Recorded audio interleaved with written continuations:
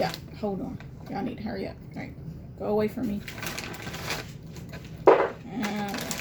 Toby. Don't try to swallow it. All right, lay down. Okay. Let's see here. Good morning, good afternoon, good evening, guys. Today I'm going to do a little update on my editing process.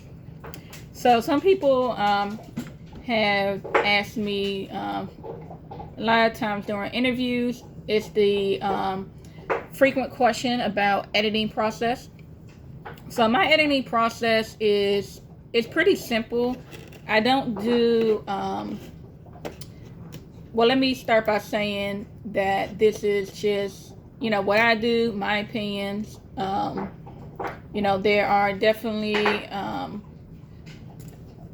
no right process. I do say you always have to make sure you have a professional editor. Make sure you pay for a professional editor. But other than that, there's no right or wrong progress. It really depends on your flow of writing, how you enjoy doing things. For me, I learned that I can't write and edit at the same time. It's so difficult, and it really just blocks my creativity. It stresses me out. And then if you are so stuck on a scene, like, oh, how can I make this better? Something's missing.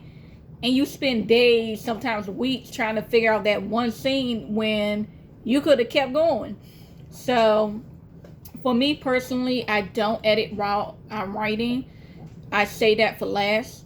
So when I'm writing, I'll make notes. So I use Microsoft Word, and it's very easy for me to make notes. I just use the comment area. I'll make comments, and I'll just that way I don't forget anything. I definitely recommend, if you are not going to edit as you write, make sure you're taking notes down.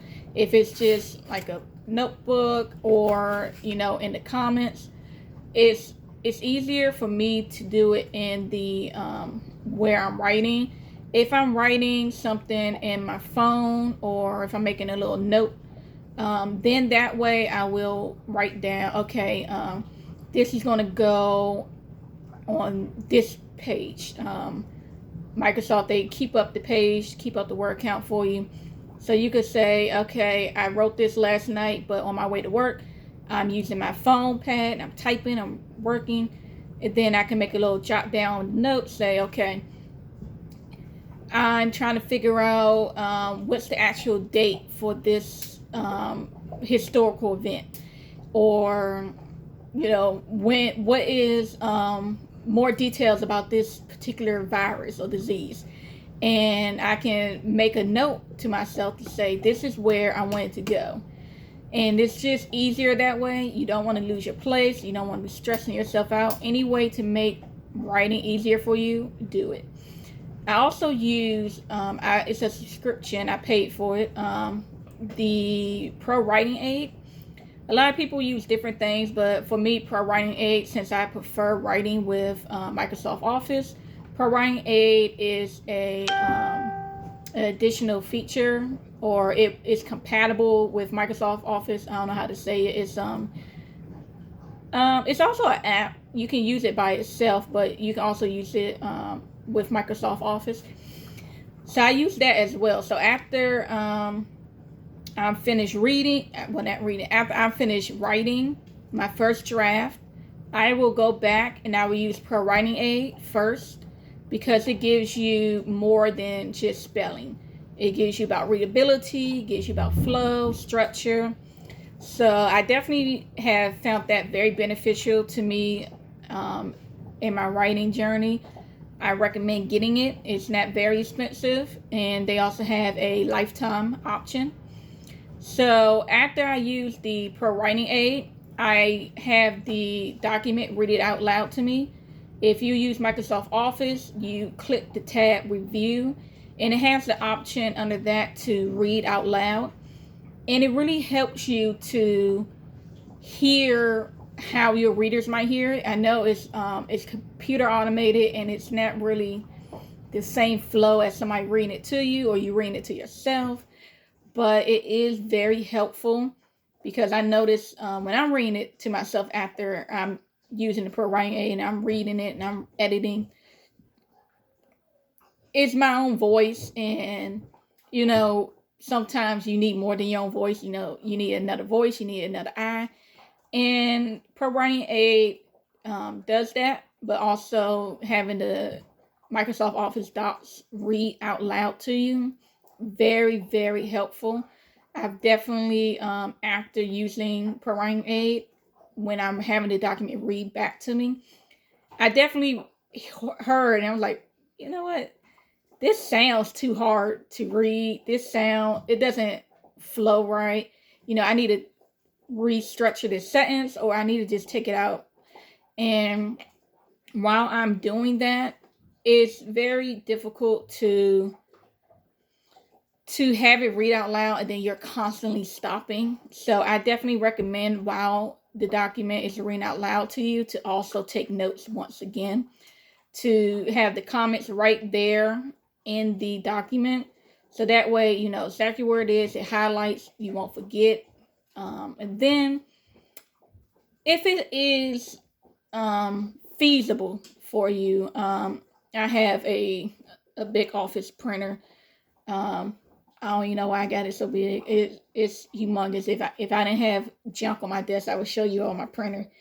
Um, but I print out a lot of times. I will print out my manuscript after I do the notes, after I do the Pro Writing Aid, after I do the document reading out loud to me. I will print it off so I have something physical, so I can circle things, write it out, and it really helps to give you another perspective on how it's going to look. So I'm not great at formatting, but I do enjoy trying to format it a little bit. So when I print it out, I'm looking at it in a different perspective. I'm not staring at the screen. I'm looking at it as a reader now. You know, I'm not looking at it as the writer, looking at the screen, typing. When it's physically in your hand, you're not able to quickly start saying, "Ooh, I need to write this down." You have your pen, you have the hard paper, and you become a reader. I don't know if it makes sense, but my mind just changes to a different perspective, and I'm able to make notes. And I'm like, wait a minute, I wrote that, I put that there. I don't think that makes sense. Or I'm like, you know what, that's really, really good. You know, I like what I did here. I didn't keep it here. Or you'll find yourself, wait a minute, I said it was July, or it was this over here in this chapter. Then a few chapters later, I'm noticing it's a few months later, but no one is in winter clothes. I don't mention about the snow. I don't mention about how if I'm having this car speed, what about black ice? What about, oh, did the car spin? I'm like, oh, it's just la la la. I'm forgetting about seasons. I'm forgetting about my timelines. Having the book physically there, because even if you do the Pro Writing Aid and you have the document read out loud to you, that's just for editing, and that's your mind is focusing on like grammar and structure and flow. But when you have your book printed out right to you and you're reading it like, oh, I'm just reading it, just reading, you're like, wait a minute, I didn't keep the everything the same. So definitely, if you are able, I know it can be cost effective depending on how big your book is. But if you are able to, I definitely recommend printing your book out. But please don't do that early on. It's just a waste of money and trees. You want to keep printing. Edit on your computer as much as you can. Grammar, structure, that type of thing before you print it off. You print it off mainly to get a different perspective and to read it as a reader. You want to become a beta reader by then. You don't want to print it off and you're focusing on grammar and about typos and stuff like that. You might find them, but your focus after you print your manuscript should be thinking like a beta reader. Like, oh, do I enjoy this character? Are the facts the same? Is this? And so definitely make sure you don't print ahead of time. You're just going to end up having to print over and over and over again. And it's just, whatever is how you want to do it. But I don't want to waste trees. So after I do that, then I send it out to the beta readers and I review their feedback. And a lot of times their feedback is not as in depth as I would like, but usually I don't need to do too much like editing. Beta readers, some of them might do a little bit of, editing or point something out, but mainly their objectives is to give you feedback as a reader. And you definitely want to do, I use more than 2, or a lot of times I'll use 3 depending on my budget, but I like to use more than 3. I like to use at least 1 woman, 1 man. Make sure it's someone of different races. I definitely enjoy just over COVID.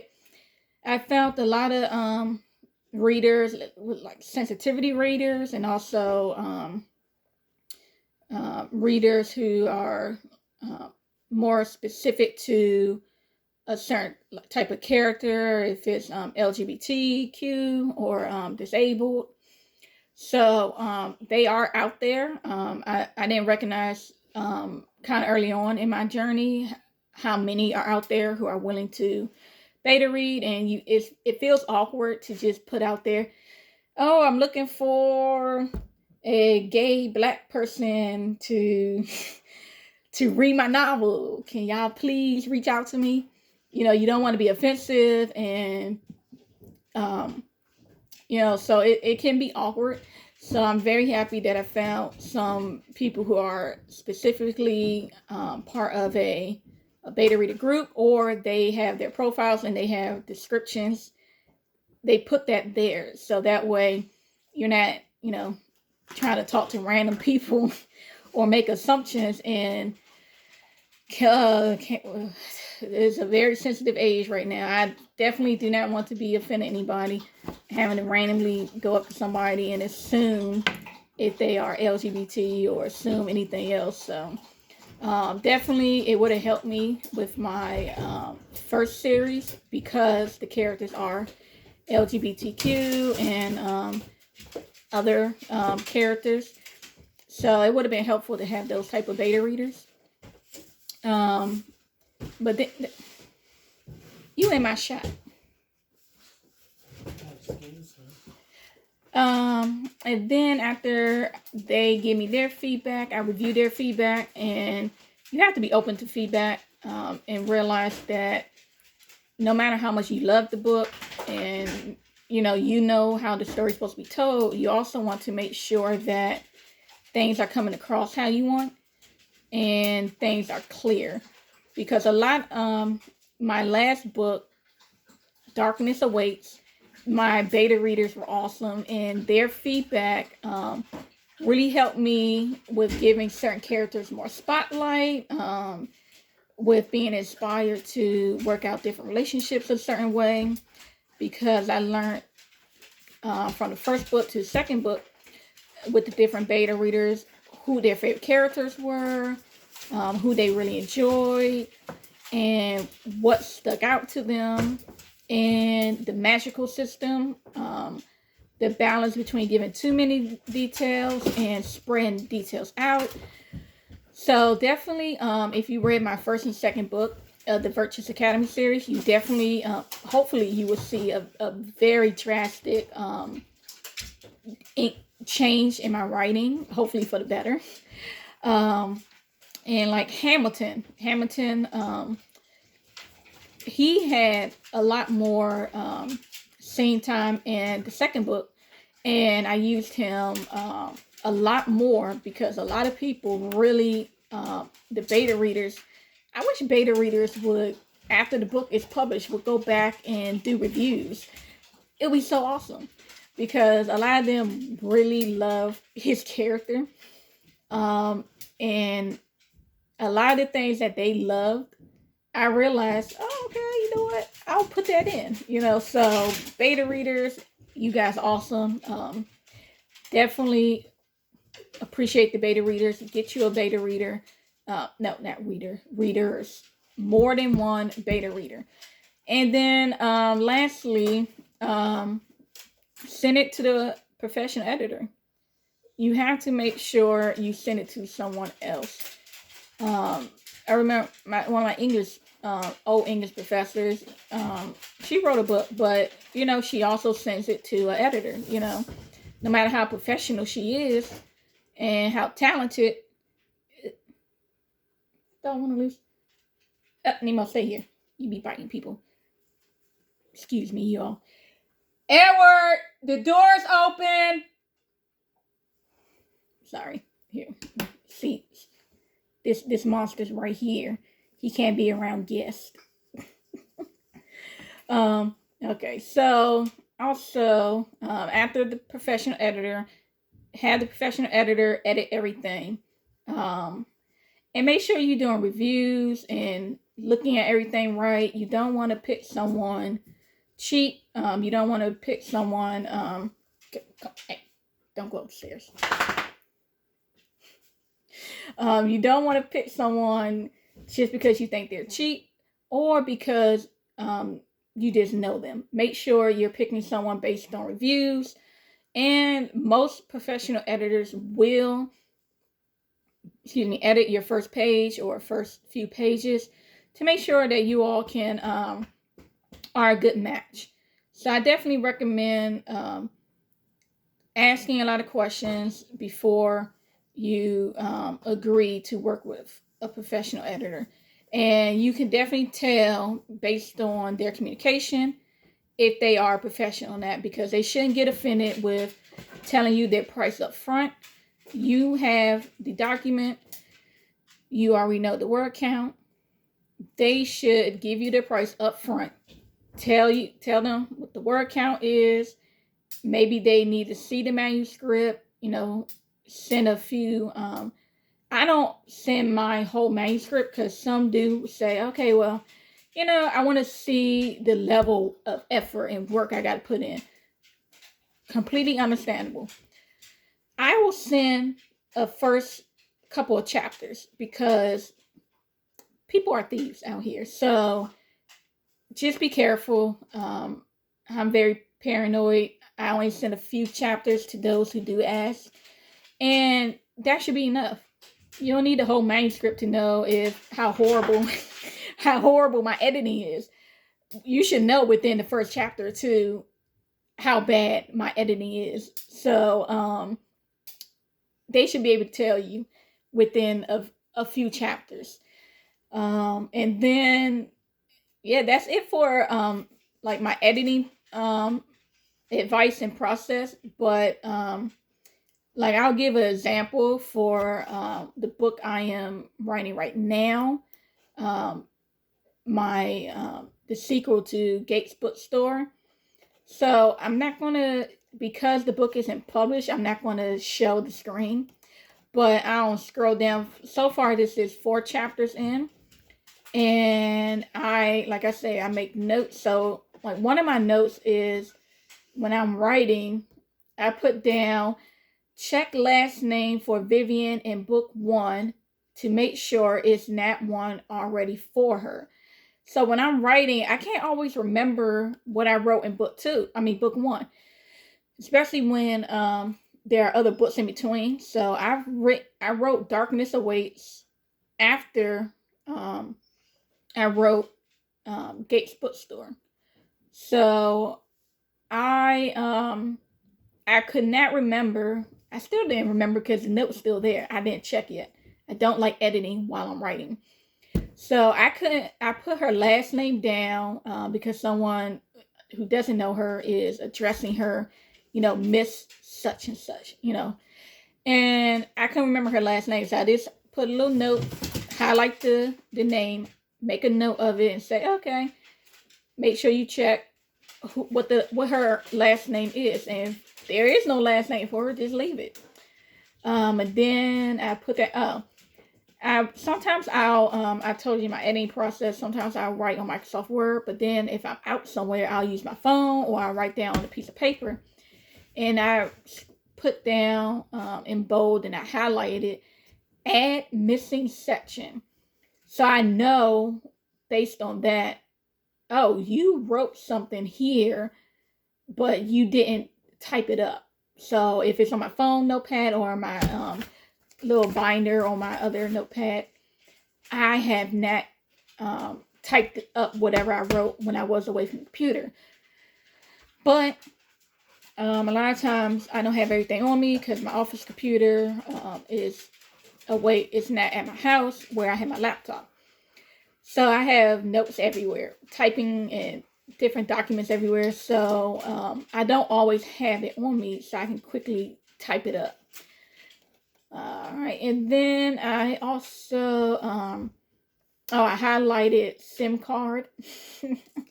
So I can I said this person removes her SIM card once again, like she's trying to stay hidden. But I think I highlighted it just to make sure that's accurate, just to make sure I'm using the technology in the right way. So I'm going to check on that. And then I put I also made a notation with that. I said or battery. So remove the battery or remove the SIM card in order to not have your phone be trackable. So I'll Google and do all that stuff later. And then I highlighted baby seat and I said to check that. Because I couldn't figure out. I was like, oh, well, I call it a baby seat. But I'm like, well, is that the norm? Does everybody call it just a baby seat? Should I look up what the actual, if it's a different word? And sometimes it's just silly stuff that probably is not very important. I'm pretty sure people can have a good visual what a baby seat is in the car. So I just might remove that. And then I put almost a whole paragraph. I highlighted and I said in my notes, possibly remove. So don't be afraid, to say, you know what, this sentence might be not really working. It doesn't really flow, but it might still be important. I might just need to rework it somehow, but I'm not going to spend all my time trying to rework it and then I'm wasting a day of writing. So I just highlight it. I might remove it. I might just edit it, rework it. Might just ask the beta reader some questions about it. And then, I'm about to Google. I think I have it right now, but at the time when I was writing, I said clippers. But I was trying to think, when you get a splinter and you use that thing to get the splinter out. So I was thinking, I was like, what is it? It's not a clipper. It's not a clipper. But I had to put a note. I was like, I highlighted clipper and I said use for removing splinters. So I can go back and think, what the hell is this called? And I remember today, tweezers. So tweezers. So I'll make that correction. Later on, I'll just add on to my little notes, tweezers. I don't know why at the time I couldn't remember what it was called. A tweezer. You take the splinter out. So weird. Okay, and then scrolling. Do I have any more notes? Scroll. Okay, no more notes in the document. So as I'm writing, I'm getting pretty good at not having notes. If you can see my notes from my very first novel, Strange Things Awaits, notes everywhere. Hey, don't go upstairs. Come back. Come here. Come over here with me. Come here. You're so strong. Stay here. Good boy. So that's all for that notes. Oh, then forgot my little notepad. Told you I also do notepads, and I wrote down high impact blood splatter, so I can use that in my my manuscript, and also to kind of Google it. I'm telling you, if you don't have a personal computer, wipe your search history, because people who use your computer are gonna be wondering what the hell is wrong with you. I also made notations of stress fractures on a wrist bone from struggling while bound. So I'm thinking, okay, I got this person. I'm trying to describe what happened to them.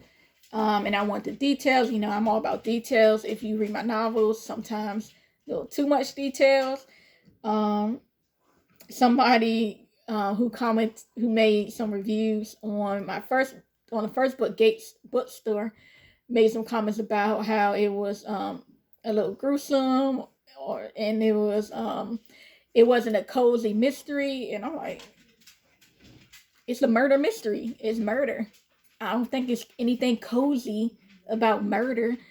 But I didn't think of that. I was like, detail. I was like, it didn't seem like it was a lot of gruesome stuff to me. But maybe just because I'm so detailed that they weren't expecting details of the kills. So I can't change who I am. And then lastly, I'm gonna wrap it up. I put about understanding gun laws. So if you write crime or anything, mystery, I realized doing some of my research that different states about different gun laws, and some don't require people to register their guns. So I'm just thinking, oh, okay, detective, they're gonna find the gun, find the owner. It's gonna be so quick and easy. But then I'm like, damn, I'm like, no, you gotta, some of them, the detectives, they gotta go and just focus on the community, get their help. They gotta also go to the pawn shops to look at their records. They gotta go to private gun sellers and look at their records. So it's a process that I was not knowledgeable about, but I made notes on. So it's going to be added into my story. Anything I can do to make my story more realistic, I'm going to do. So definitely have been some very interesting searches on the computer, and also looking at the ID channel. ID channel is awesome for some background. They definitely give you some things to think about. Look, get away from me. Come here. Okay. I'm going to wrap up so this monster don't try to go upstairs without me. And yeah, so that's my my editing process, and also my editing advice.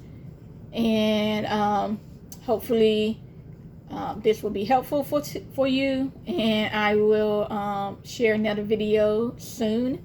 If you have something in mind you want me to share about myself or my writing process, or any tips, let me know, and I will do a video. Okay. Say bye, Nemo. Say bye. Say bye. No, you half. Half? No?